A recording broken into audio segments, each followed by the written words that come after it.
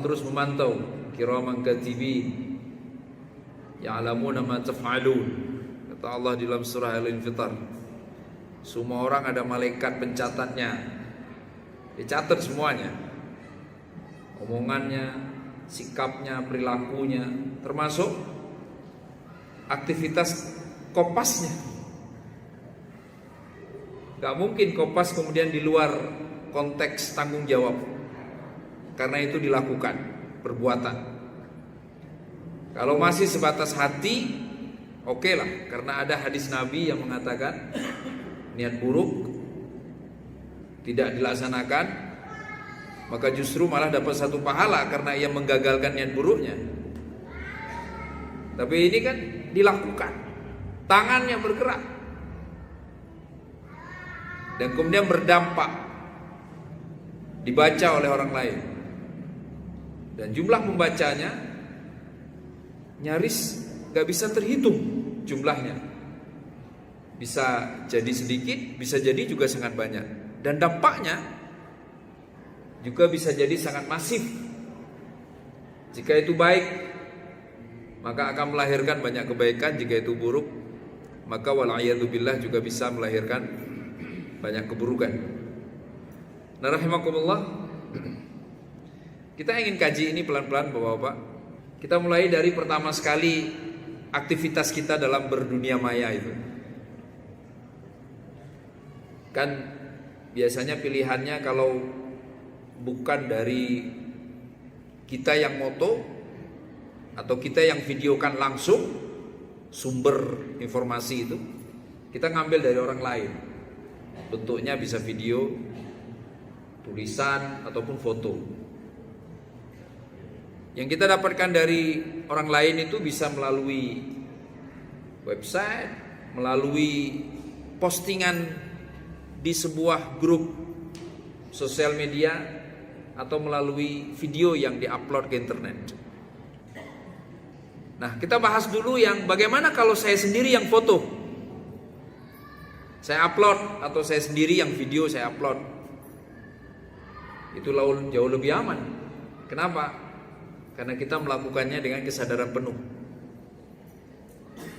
Kita pengendalinya, kita yang memilih objeknya, apakah yang difoto atau yang divideokan. Tanggung jawabnya ada di mana di dalam Islam? Tanggung jawabnya ada di apa yang kita foto, apa yang kita videokan. Berawal dari niat, innamal a'malu binniyat wa innamal likulli imri'in ma nawa. Dia datang ke masjid,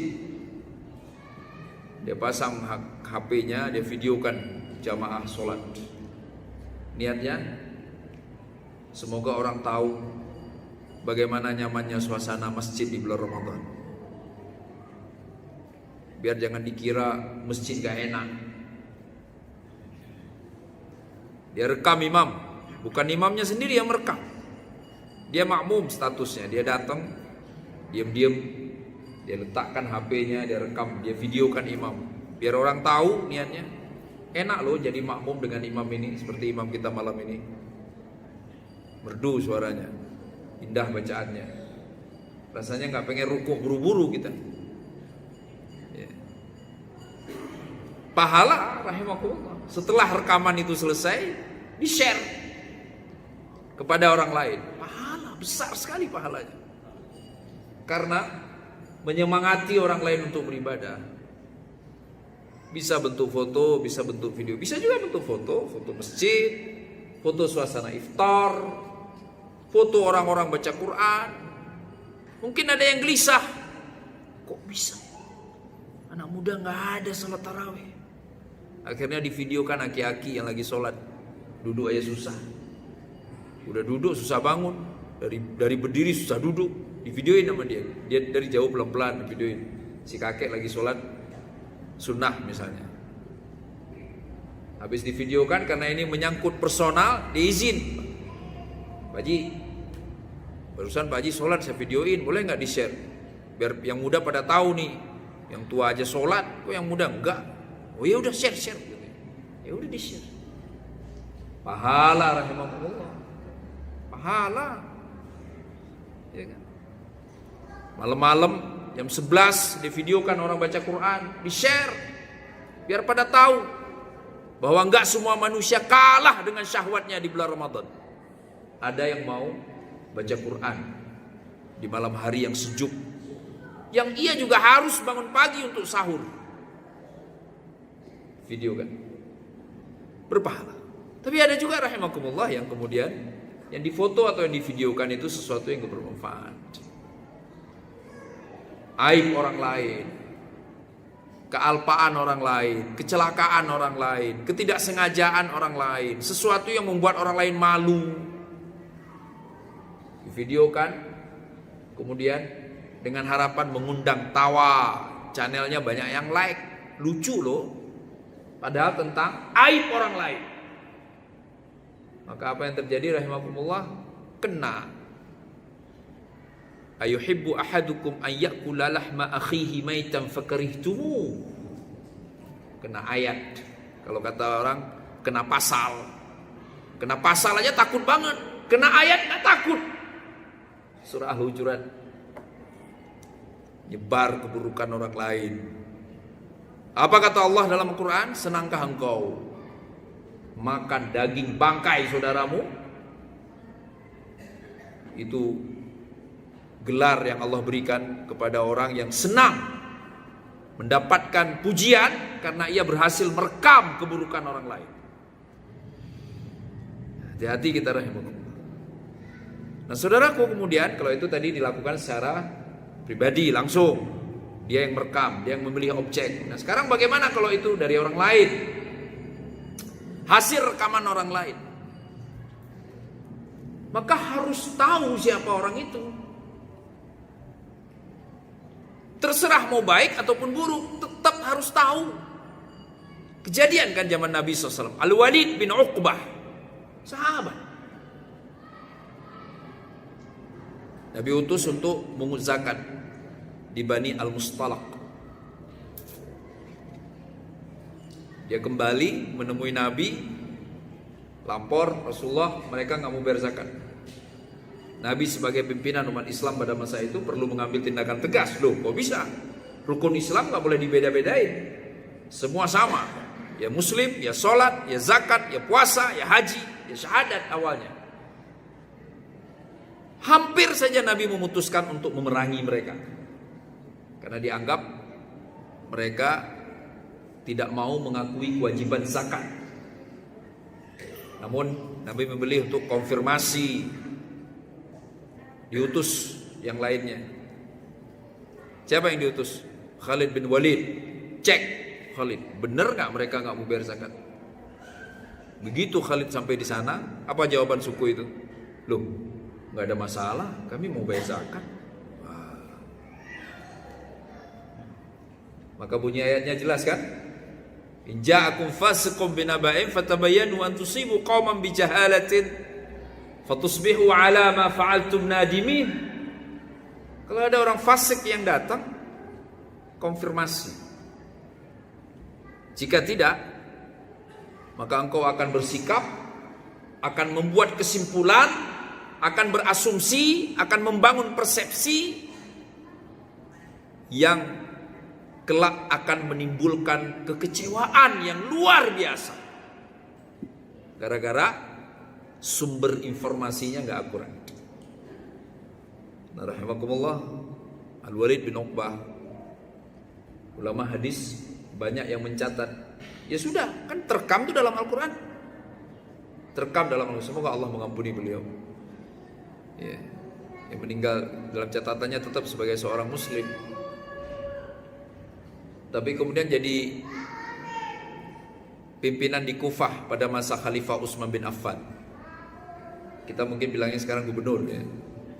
Di Kufah. Kufah itu salah satu kota besar di Irak sekarang. Itu pernah mabuk.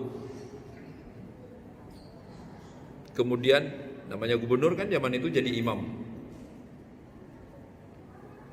Sholat subuh 4 rakaat. Selesai sholat, assalamualaikum, ngomong ke orang-orang di belakang, ke makmumnya, mau saya tambahkan jumlah rakaatnya, kata. dilaporkan kepada Khalifah Utsman, dicopot dari jabatannya sebagai gubernur, dan dihukum had 40 kali dicambuk. Karena ada banyak kesaksian yang melihat bahwa dia beneran mabuk. Loh, kok bisa gitu sih riwayat hidupnya? Lah udah terekam namanya dalam Al-Quran sebagai fasik. Gak ada yang direkam oleh Allah sebagai baik, maka baik terus. Karena Al-Quran abadi, bukan? Begitu Al-Quran merekam namanya sebagai nama buruk, maka gak mungkin akhir hayatnya akan berakhir baik. Siapa contohnya? Abu Lahab. Padahal saat surat Al-Lahab turun masih hidup. Nah, rahimakumullah, kembali kita ke temanya, kopas. Nah, sekarang dari orang lain. Itu nabi. Dan itu sahabat yang melaporkan suku itu tidak mau bayar zakat. Nabi masih konfirmasi. Lah kita nggak tahu channel YouTube itu punya siapa, yang ngerekamnya siapa, yang direkam siapa. Tiba-tiba informasi itu dengan mudahnya, dengan gampangnya, link channel itu diposting di salah satu sosial media kita, dibaca oleh semua orang yang jadi sahabat kita. Begitu ada yang komplain, ada yang mengingatkan, Pak Haji, ini salah Pak Haji, nggak benar, ini berita bohong. Oh, alhamdulillah, makasih ya. Emang itu maksud saya nggak tahu nih dari mana, saya posting aja. Makasih, udah ngoreksi. Kira-kira selesai nggak masalahnya, Pak? Nggak selesai. Itu sama aja kayak saya nggak pernah sekolah agama, nggak bisa baca Quran, nggak bisa baca hadis.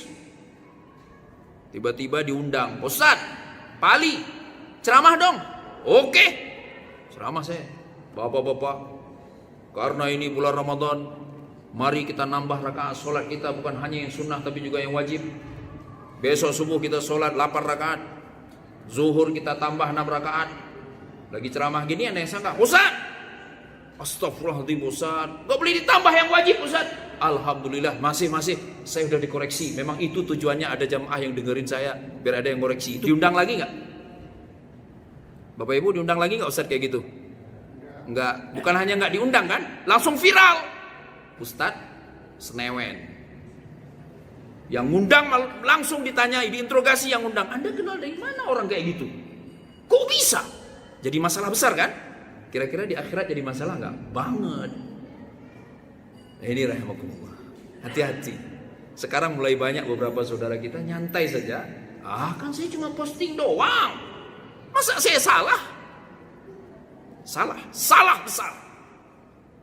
Ma yalfidhu min qaulin illa ladaihi raqibun atid. Tidak ada seseorang mengucapkan satu bunyi pun dari lisannya kecuali ia harus bertanggung jawab. Satu bunyi loh, Pak. Contohnya bunyi apa? Kepada orang tua. Dipertanyakan di akhirat. Lah, doang. Ufen. Dalam bahasa Quran kan ufen. Lalu kita ngomong, apaan sih, Mak? Anak durhaka. Lah ini, jarinya bergerak. Melampaui sekedar Dia copy, dia paste, dia lakukan dengan sadar. Maka rahimakumullah, semoga Allah jaga kita semuanya. Karena bukan begitu etika atau kode etik menuntut ilmu dalam Islam. Kalau memang pengen jadi ulama, boleh menyampaikan berita kepada orang lain, belajarlah. Belajar. Karena menuntut ilmu itu adalah wajib. Dan ada kode etik menuntut ilmu. Pastikan dulu gurunya, siapa orangnya, di mana tempat belajarnya. Pelajari dengan sungguh-sungguh, pelajari dengan tuntas. Setelah menguasainya, dapat ijazah, maka kan kita bilangnya ijazah. Syahadah. Apa makna syahadah? Kesaksian dari si guru bahwa si murid sudah menguasai ilmu dan berhak menyampaikan ilmunya kepada orang lain. Baru deh sampaikan kepada orang lain.